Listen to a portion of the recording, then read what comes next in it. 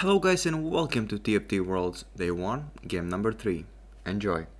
Of passion. They really want to play, they really want to win, they really want to become the best, and that's the edge that they have over the more experienced players. Yeah, he could be called a little bit of China's wild card, right? He's an absolute ladder beast, coming in definitely as a decorated player, but not in a competitive field. So we'll see how that one translates as our game seems to have been remade. We're back here, game number 3 in lobby 2 of the day. Now, if I were to comment a bit more about European gameplay like recently, I've noticed that they really prioritize economy, right? Because last time Europe won Worlds, they had like, what, 3 cost 3 stars in a row, so I guess they're preparing up for that, maybe? Possibly, yeah. I do think that in general, EU is willing to play a lot greedier to play for higher cap because they recognize that's like a 4-cost meta that you generally play around unless you get a reason to reroll. Canvas is very strong in this department. I got a big question though. Is Jing's the right pronunciation, Ging. right? Ging, I'm sorry. It rhymes with king. Ging's playstyle is not really greedy, so is Ging considered European playstyle, yeah or nay? I think it's like hard to say because I think a good TFT player is really strong and able to execute on when it's a 4-cost meta, you play the 4-cost. If it's a reroll meta, you play a reroll meta. I think the best TFT players are able to play any kind of play style, whatever's given to them. Wow. And I think that Ging has leans, or he has biases, but he still prefers to just play whatever the game gives him. Nice. Speaking of EMEA players, I kind of have to shout him out as gold augments are coming in. That Jewel Lotus, very popular, very popular. I think the most popular augment in EMEA regionals. So the players, you have to decide, do they want to go for a strong early game augment for the win streak? Do they want to go greed for a late game completion? Like the Oxford's Chris has stronger late game, even though Jewel Lotus has stronger early mid game. So what will the choices be for this lobby? Or maybe it is the dank Mech Prime Crest. We've been seeing more Mech Aatrox. We've seen some Mech Riven. We've seen some Mech Alistar, even the legendary Meko. No, it's probably not it. I don't think you want to take a risk like that, but we have seen people take those risks and it's paid off before, Mix. Oh wait, this is really bad. This is a failed try. Oh, what's that? 3-cost 3 musket? Three's Company. Three's Company. Sorry, I'm Korean. That's the element calls like a Three's Company, but he's actually got one of the worst results. 2 Shens, 1 Vex, and the other unit I feel was sold on the Alistar maybe. WTF 2 Shens. Yes, this is not the exact kind of start you want going up against who has that Oxford emblem. So if he does end up trying to play this contested Oxford Spellslinger line, that's going to be some trouble. Yeah, definitely. We are seeing another player on that Three's Company, and I was about to talk about him as we went into those augments. I am talking about no one else than Kerfuzzle, the player that made it over the Western LCQ. We're calling his story a little bit of a Cinderella story here in EMEA because even he was surprised he made it to regionals, and even he was surprised he made it to the World Championship. It was one of the most exciting TFT endings I've seen because it was Kerfuzzled versus Robovan Kenobi, EMEA versus NA. Yeah. Only one player can go through, and it came down to the final game, and even to the last 2 combat rounds. 1 point difference. It was it was so close, and Kerfuzzle nearly made it through, and he said, well, now I have to win, and have to keep going because it was that exciting. I'm happy to be here, but I got to go all the way. Okay, currently Binton was offered an Infinity Star, and then we switch our board to Shi Ma Pen, who has the Ancient Archive start into a Prankster's bed. Pranksters is a very strong early mid-game strategy because of their tank value that they do provide. Let's see if Shima can actually proceed this into a decent win streak. Yeah, I wonder if he wants to actually stay in Anima Squad. He's using it for early tempo. There's another Anima Squad crest pick in Skillfulism, so that's ultimately what he has to weigh. Or does he want to go into the other direction? People in the past who've taken Prankster starts go into Gadgetines, but he has no Gadgetines going on for him right now. Could still change, right? He might find them, but with someone else, like you said, on that Anima Squad crest, you kind of have to look out. You have to think about where do you want to direct this. Okay, so how you decide to go for Anima is not very simple. You check your second augment. If it's a hero augment, if you get a Riven or a Vayne, then you can consider building those itemizations. But if it's not, he's very likely transition his composition to something maybe a bit different. It could be Lake Nar, it could be Lake Gadgetines. We shall have to see. We've been seeing a couple of really interesting board variations around Pranksters, almost kind of like it's an Oxforce. You can play Pranksters plus whatever backline if you want to play Spellslinger's AP, or maybe just play threats. We've seen people do mixtures of that.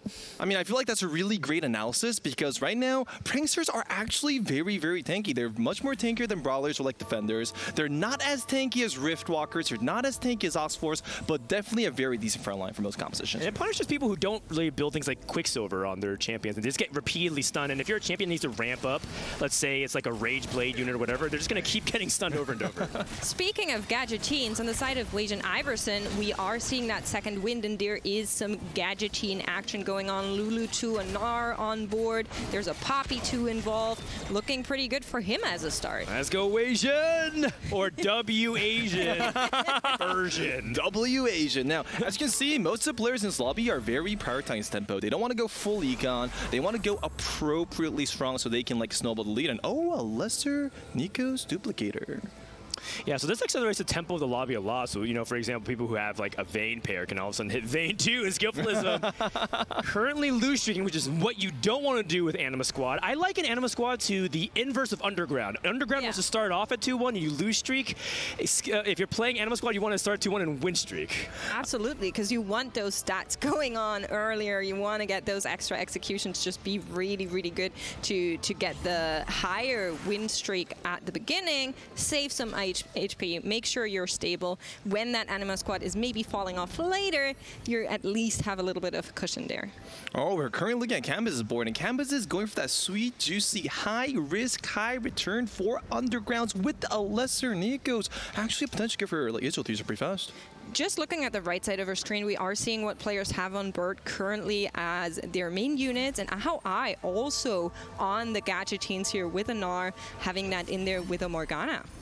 Yeah. So this is a really interesting spirit. I mean, it's, oh my God, Shen 2 from Xian. The tempo of this lobby is starting to get kind of crazy.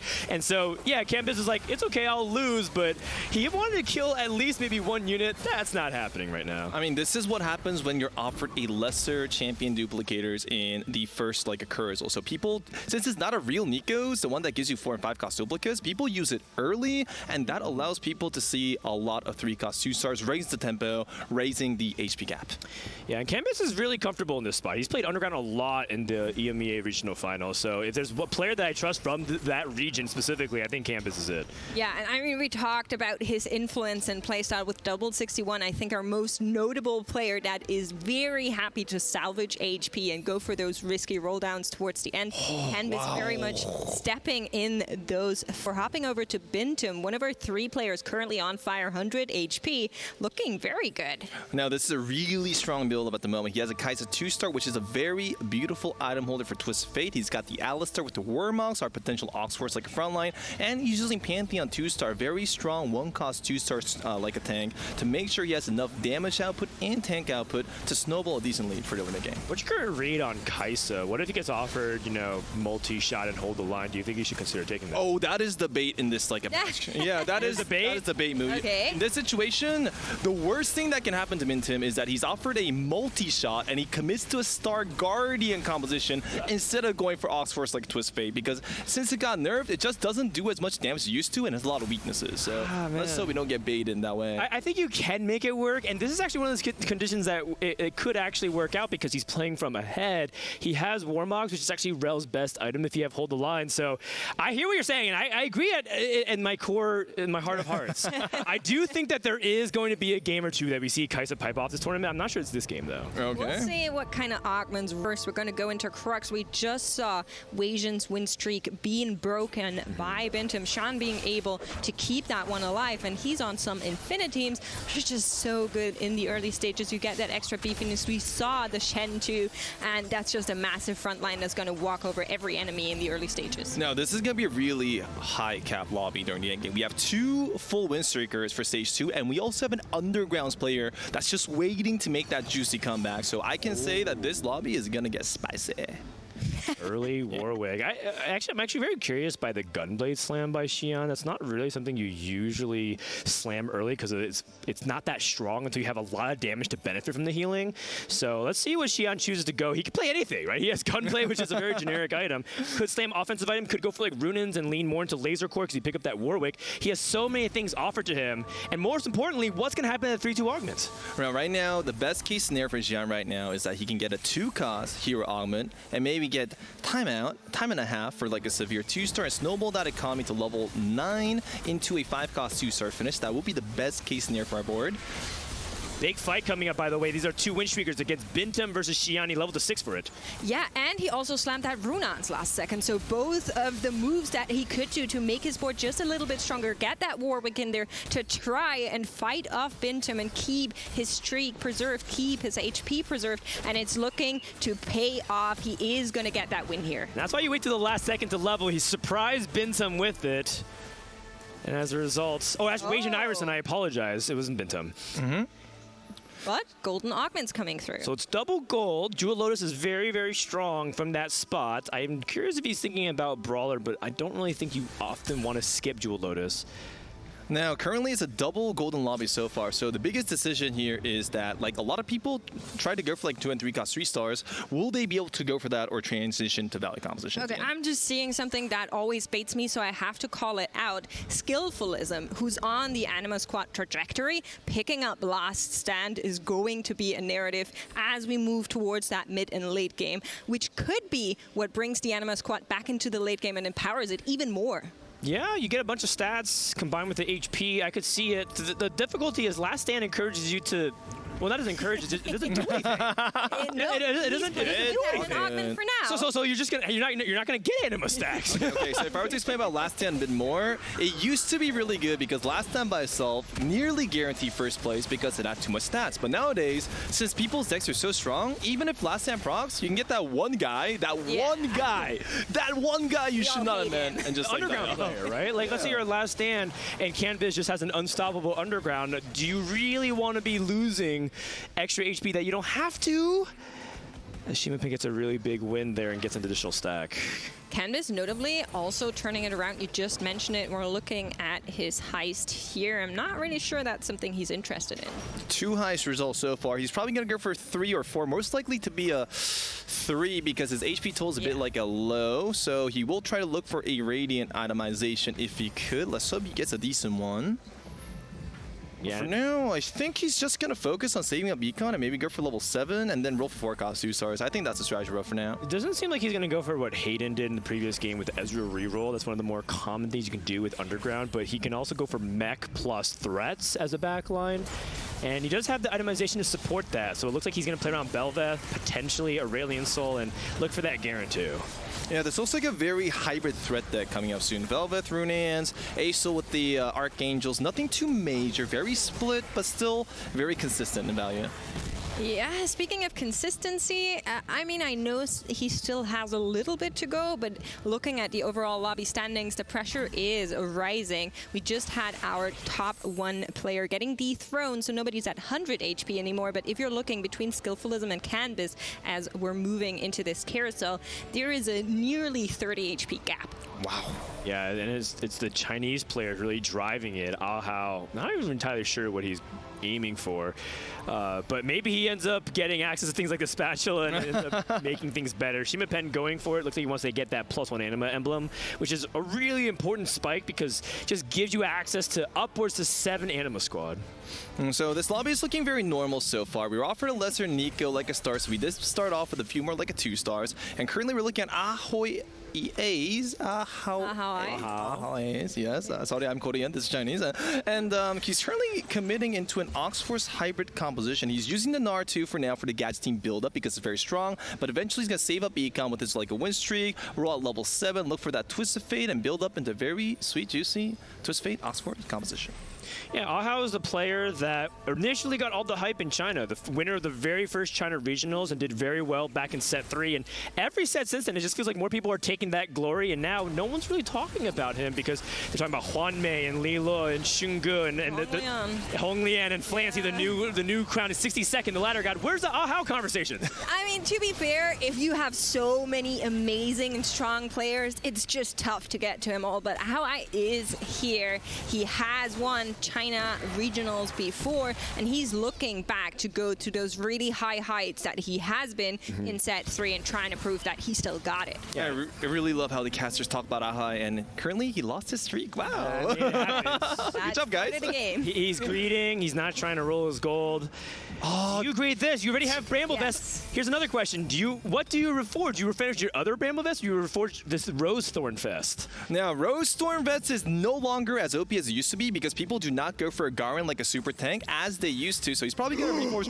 Did reforce Yo, game-winning play right here. Reforce for the Jewel Gauntlet, and that's going to go sweet as the Israel for the build-up, and he's going to have an Chat move. Aesol 2-star that's going to burn everything. The hero augment slot is still open. If he gets the Extinction event to a Jeweled Radiant Jewel Gauntlet Aesol, this man is actually going for first. He has Jeweled Lotus. Yeah. Oh, wow. What?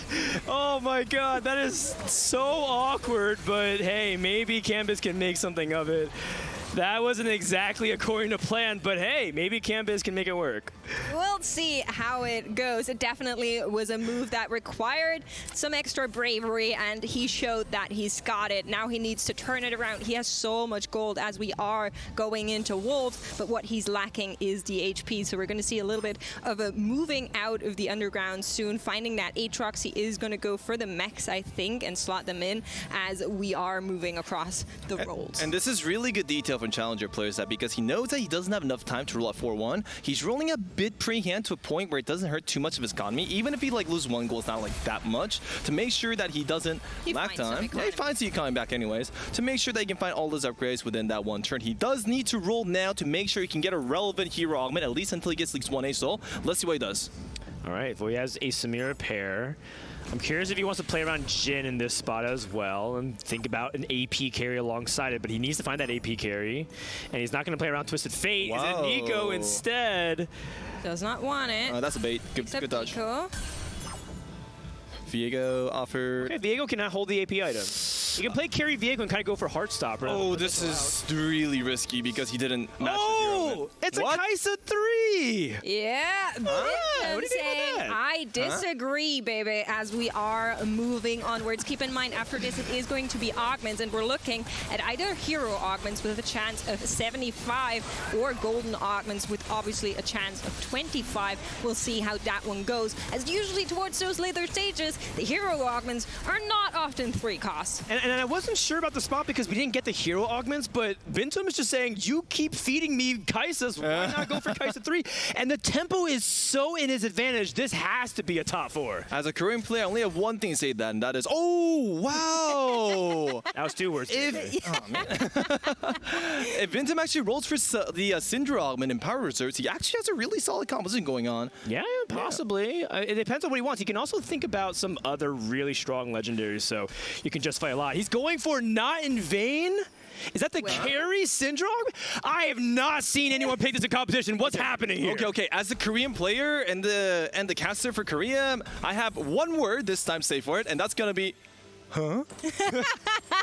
It's really one word this time. I'm really excited by this because, as you're saying, Froden, this is something we don't get treated with often as we are looking across the board. Mostly it is going to be 4 cost augments being picked up with the Not in Vain exaggerated reporting and Obliterate coming out of our top 3. Everybody else has opted for the 4 costs, and we'll see how that is going to play out. 17 HP on the side of Canvas. Let's look what the Syndra can do for Bintum.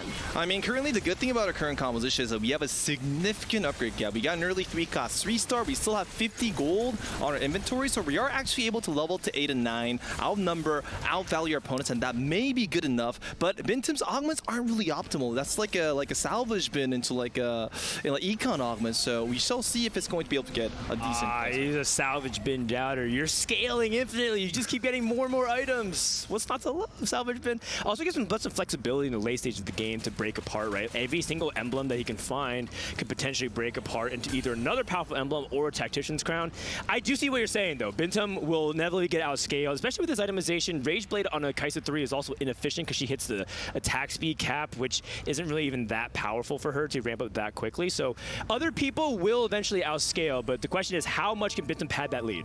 Well, looking at the bottom of our leaderboard, Wajan Iverson is on the rule of 4 with Riftwalker mascots right now. We know that Canvas picked up the Partisan Crime, so he's on the Viego. So we'll see how that goes. Both of them in those Rift Walker kind of compositions, both of them competing each other, but since they're in a similar spot, they already both invested a lot to get stable here. Now we have to notice that the tempo in this lobby is actually very insane. Because there was a lick, Lester Neat goes early, 3 cost 2 stars were out faster. And because it's a 4 cost hero augment early, we can see a Jin 2-star on like almost like every single board by the early stages of stage 4-2. Now this is going to be very high paced. I mean, some people even haven't used their duplicators. Oh my gosh! No! There's a loaded dice as well. Oh, so baby. people can start thinking about playing for 4 cost 3 stars if they're looking at the correct odds.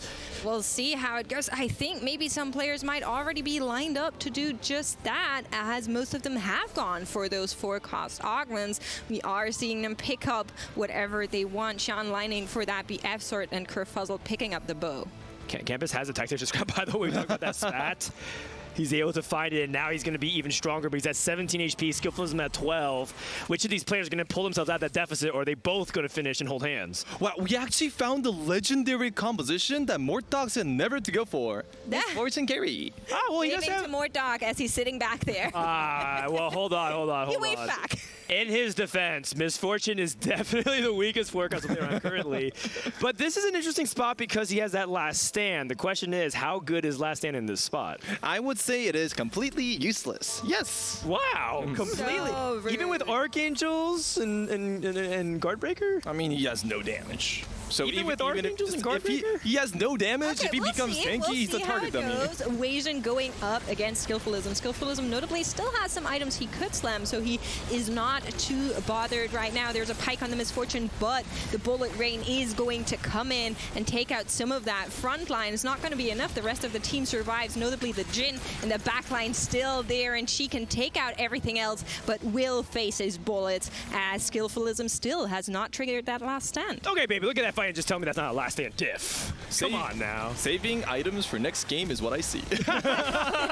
Oh my god, it is brutal. And Canvas is Less not... toxic casters up here.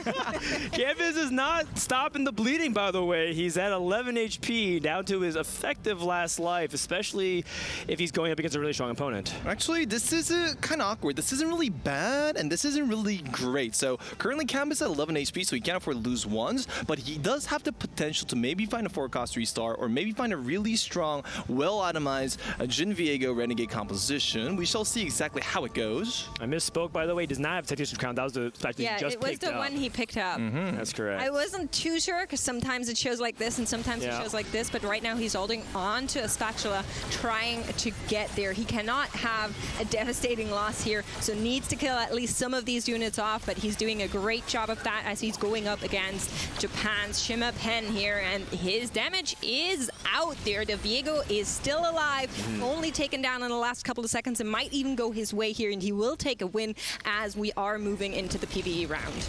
Okay, I just really want to share a very fun TFT fact. All right. Vayne does true damage. Yes. And Death's Defiance slowly takes bleed damage over time, right? So if Vayne ults and does true damage, Death's Defiance on Viego was actually negated, so it's not as tanky. Yeah, and so that's really problematic. But Canvas just has so much stats right now that Shima Pen couldn't really handle it. Plus, Shima Pen's picking a Destructive Resonance, which is the reworked Echo Carry Augment.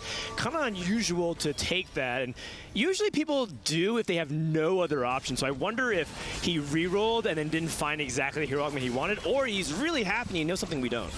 Maybe he does. You know, as I said, he's one of those players that I expect everything and nothing out of coming into this tournament in his first TFT set ever. Yeah. We are very curious how this one is going to play. I'm finding that Twisted Fate 2 here. Is this a double kick cone? Is this a double kick cone? Come on, come on. Oh, Q code. What are you saying? I can't, Well, I thought it double was Gecko. I'm like, wrong game. That's Valorant. No, that's kick own, right? Kick. Where's my wingman? Okay. The bow. But yeah, no, I think that the AP stacking with Janna and having double chalice is still really powerful. People sleep on these aura items. They just really underestimate how much extra DPS they can generate in the late game. But we're not focusing on that. We're focusing on Canvas, whether or not he can stop Bintam's streak, but more importantly, if he can survive. Oh, that one is a devastating matchup that Bintim has been dominating this entire lobby for the entire time. He's up there 88 HP, and Canvas needs to turn this one around. Doing pretty well so far. Viego's still alive, but so is the Kaisa in the backline, and she's onto him. Can they finish her off? Yes, they can. And Canvas will make it one more round at least. So this is exactly what we kind of anticipated. Bintim was falling off, but look how much gold he has. He has 80. He has 50 gold at level 8. He's ready to go to 9, and so Bintim's ready to cap out strong. So that's the issue with Kaisa 3-star decks during the mid game, is that their front line is not as sturdy. That's probably the reason why. Game 3 for Shimapen as Skillfulism has procced his last stand. The competition is getting spicier by the second. Okay, does this look strong enough, baby, to win a fight or two? He's gonna die in 2 rounds. He's gonna die in 2 rounds. Okay, we'll fact check. I think this that. is probably gonna be like a fit. I think he's stronger than Wage and Iris. I'm not sure about Canvas, but neither of them are in his pool. He only can face people at the very top. Going against Bintim again, another potential free win because Bintim is not spending his gold. Yeah, Bintim just says, what do you want me to do? I have so much HP. I'm up here. But let's see if Bebe is right or that last stand can take it down. The Misfortune ult is going to come in. She's going to take out a bunch of units, notably the Kaisa in the backline. She's still alive and happy, and she needs to fall. But the rest of the team is onto it. Misfortune will ult one more time eventually and find another win. In Bebe's defense, I do think Skillfulism has some damage issues. Wage and Iverson takes a loss and goes 8th place, which momentum that he had at the very beginning of the tournament has been wiped with that 8th place. But this tempo of the lobby has been absolutely outrageous so far. I mean, it is looking amazing. I would say that Skillfulism didn't die due to good matchup RNG. Nothing more, nothing less. Okay. I mean, you said 2 rounds, so there's going to be the next round or the one after that where you said he was going to fall. Okay. Just asking for clarification. I can forget about that too. Okay.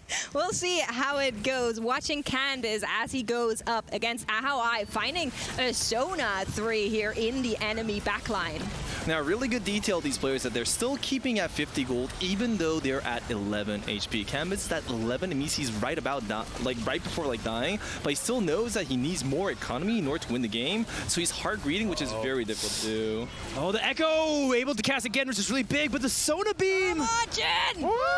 Red card. No! He's living. He's alive! And Skillfulism ended up losing. Wow, but baby, I bow down in front of you. Skillfulism being taken out here in 7th. Last stand, not enough to hold him over water as we move into the carousel. It's really unfortunate. He's also the one game he plays Anima Squad he's contested. The other Anima Squad player seems to be faring much better. And kind of to what Bebe said, this is why Misfortune is not a reliable carry. You have to play much more around the 3 cost with Anima Squad because your tempo lines up much better with the Vayne and the Riven. I mean, the reason why it was very easy to anticipate the Anima squads will lose is because there are tier lists for each deck. Some decks are stronger than others. So if you go for Anima squads, then you are destined to die. That's not good.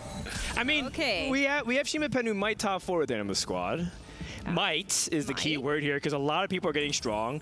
Canvas is starting to roll some of his gold though, so he's trying to see if he can stay competitive here while not necessarily giving up his ability to go to 9. I feel Canvas has enough economy to gamble for 1 4-cost 3-star on this Renegade unit. Surprised he is greeting one more. I guess he knew he would fight against the Anima squad, so that's probably why he did that. I think his out is Jin 3 is what ultimately he's going to look at the blue dice and see if he can roll on 8. If he can get 6 to 7 Jins and rip that dice on the pike, maybe that's his opportunity to get Jin 3. And look at the sheer damage this board has. The Vayne 3 has nothing on her sniper colleague Jin on the other side of the board. Canvas is very happy, not necessarily healthy with 3 HP, but he is holding on to that gold like you said.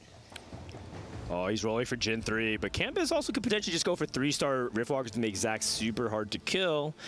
Okay, so there is one problem with going for 4-cost 3-star in this lobby, and it's that 2 people are already dead, and Bintim is going for a 3-cost 3-star carry, right? Not a 4-cost carry. So there aren't really that much 4-cost taking out of the pool, which will make it a bit more difficult and much more longer to find those win conditions. That is a bit bad for Canvas.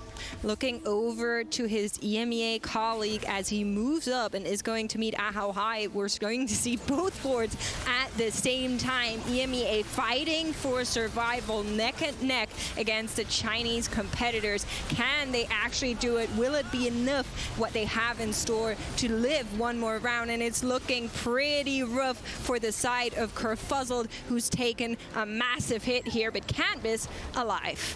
Campus has 5 Jins, 7 Vexes, 7 Pikes. Still a little premature before he rips it, and that's going to make it very difficult for him to get any 3-star. But maybe that Pike 3, maybe get something like Thieves Gloves on Pike. I think Pike is actually a really underrated unit to itemize in this comp.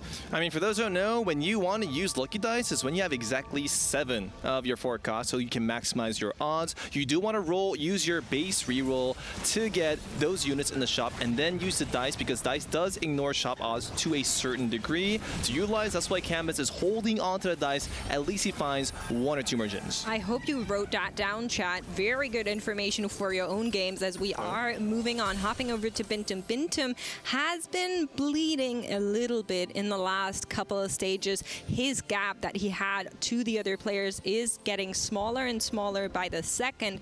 What do we make of what we're seeing? Okay, Bintum should not roll any more than this. He should save his econ a bit more, and he should wait for an angle to get Misfortune 3 stars win condition. So he needs more economy to make that happen. He needs to hold it a bit, slow down, and try to use that as his win condition.